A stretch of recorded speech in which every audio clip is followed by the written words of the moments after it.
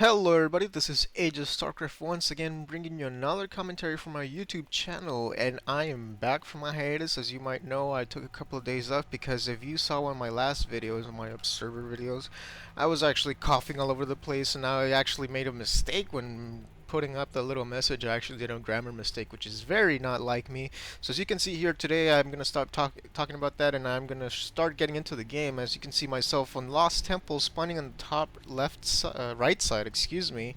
Adjudicator, the teal Protoss as always, and my friend Good Luck Have Fun, the pink Protoss here.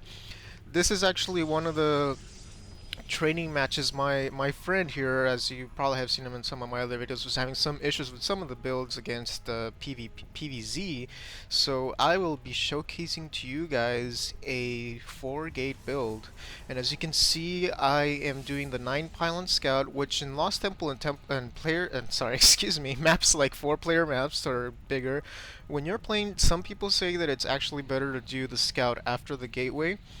I I think maybe on the higher level, I'm not sure how to feel about this, because maybe for the pro players it's definitely better, but I feel like it leaves you exposed to like cheeses here, proxy barracks or anything like that. So this scout would barely be coming out right now.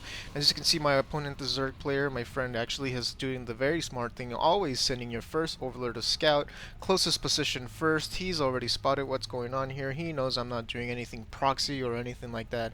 And as you can see, we're talking about here because he wants me to do a 4-gate build, and I hate 4-gate builds. As you have seen in some of my other videos, I am more of a tech-heavy Robo Bay guy, so I do not feel very comfortable using stalkers and sentries and zealots only to harass players and do things like that. But as you can see, I'm just scouting here, nothing much going on. If you look at the production tab, we got a spawning pool, and oh my goodness, see, my opponent is seeing this. He sees the 2 stargates, and what is his reaction? Well, right now he can't do much because his spawning pool is not even up, but this is okay. I mean, my zealots no time coming near. Chrono boost is coming up, which is kind of dangerous because look at how fast that bar is going. Something that would normally take 33 seconds, I believe, takes about 27, 25 seconds, and that's in-game time. At faster speed is actually lower. It's closer to 20 seconds. So you really only have about 20 seconds. So as you can see, a queen coming out quickly, and he should be making some... Yeah, if he's seen this, he should definitely be making at least 2 Zerglings, I think. I'm not sure. I'm not a Z player, so I can't really offer any strategic advice on what to do as a Zerg player. But as you can see, his queen is going to be just on just about right, and he's actually gone and fast expanded. Now, if you see a 4-gate coming, guys, I don't know if this is the best thing to do, because look, this zealot, if I was paying more attention, would be able to start harassing that expansion. But as you can see, I'm just kind of... Oh, see, this is bad. 4, 6 Zerglings? This is what you want to do. Yeah, let's take out the units. He has 6 Zerglings, and I'm trying to get there where he can't surround me. And this probe is actually good. This probe they use for scout can be used for attacking too. As you can see, it did like 10 damage. That's a lot considering that it's so early in the game and there are so few units playing. So this zealot probably... I'm trying to keep this zealot alive and let his shields recharge while I wait for my backup to come. So as you can see, I'm still making zealots. I'm honestly not making... I'm not supply block, which is good, but falling a little bit behind here because of the micro that's going on. So I know that there are so many Zerglings that I only want to do that. Look at that, 8 Zerglings versus 3 Zealots right now, and I am losing them, but he's losing more Zerglings. This is what, as a Protoss player, this is what you want to force a Zerg player to do. So as you can see, the second queen coming out here, oh man, I would think this is a mistake, guys, but look, what I'm saying is, where are the queens? Because if I had seen 2 queens, I know I need at least 6 zealots if I want to actually do some damage, and if there are zerglings or anything like that, I know I want to wait until at least like 8 zealots or anything else. So I don't really want to push in there. Look, this zealot mis-rallied over there, going off to his death, and I see these roaches, and looks like I only see 2, so I'm trying to at least take one out, but I decide that with these Zerglings out here, it is not worth it, so I try to take at least the Zerglings out so they're not harassing me later. But it looks like I decide to go with the roach because it's almost dead, and I just want to kill one, and that's all I wanted, guys.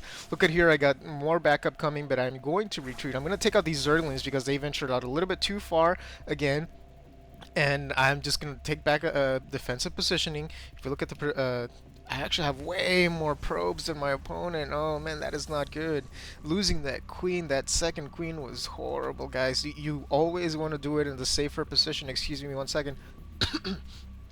As you can see, I was asking him where that second queen was, because if he has those two queens up here taking a defensive position, or maybe just down here at the ramp, I'm not going to be pushing there anytime soon. So he's forced to make a third queen, and his projection is already behind. He's done the good thing. He's putting spawn larva. But he should be putting some tumors down here so he can quickly move back and forth. Just a reminder to all these Zerg players, use those tumors. They are an invaluable tool. And I see these roaches coming in. I don't really want to fight them. I'm just kind of put a little bit of pressure, but I'm probably going to retreat. As you can see, I'm going back. I'm waiting for my reinforcements.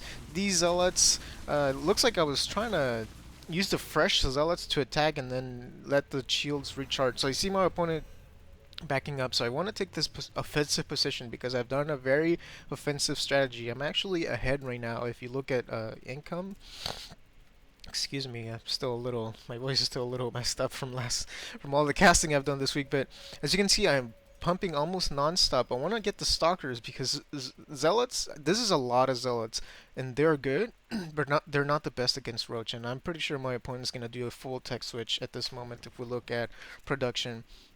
Well, he's not even making roaches at the moment. He's just kind of, yeah, he's making more drones because he realizes he's a little bit behind.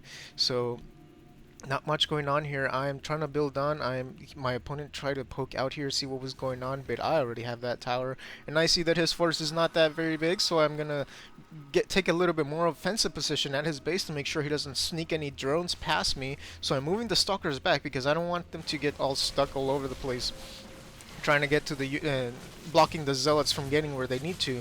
So look at this. I am pushing here. What I should have done, I should have probably separated my zealots like I did here, but not the best separation as possible.